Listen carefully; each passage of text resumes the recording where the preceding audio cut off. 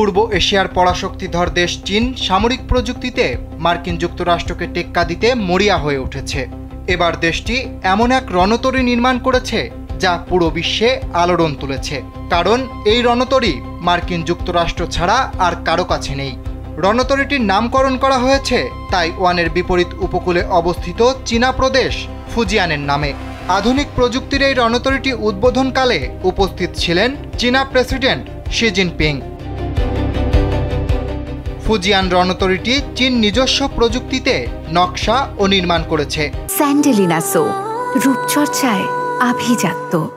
এর আগে রাশিয়ান নকশা দেখে লিয়াওনিং এবং শানডং নামে দুইটি রণতরী নির্মাণ করে চীন। তবে এবার নতুন রণতরীটি প্রযুক্তিগতভাবে আরও উন্নত, কারণ এর সমতল ফ্লাইট ডেক এবং ইলেকট্রোম্যাগনেটিক ক্যাটাপাল্ট সিস্টেম রয়েছে, যা যুক্তরাষ্ট্রের সর্বাধুনিক ফোর্ড শ্রেণীর রণতরীগুলো ছাড়া পৃথিবীর আর কোনো নৌবাহিনীর নেই। এবার সেই তালিকাতেই নাম লেখালো চীন।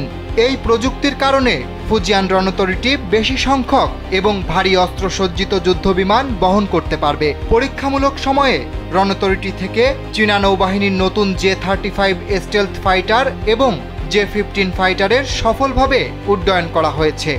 নতুন এই রণতরীর মাধ্যমে দক্ষিণ চীন সাগরে আরও কঠোরভাবে নজরদারি করতে পারবে বেইজিং। 2035 সালের মধ্যে চীন একটি আধুনিক সামরিক বাহিনী এবং 2050 সালের মধ্যে যুক্তরাষ্ট্রের সমান বিশ্বমানের বাহিনী গঠন করতে ব্যাপক তৎপরতা চালিয়ে যাচ্ছে।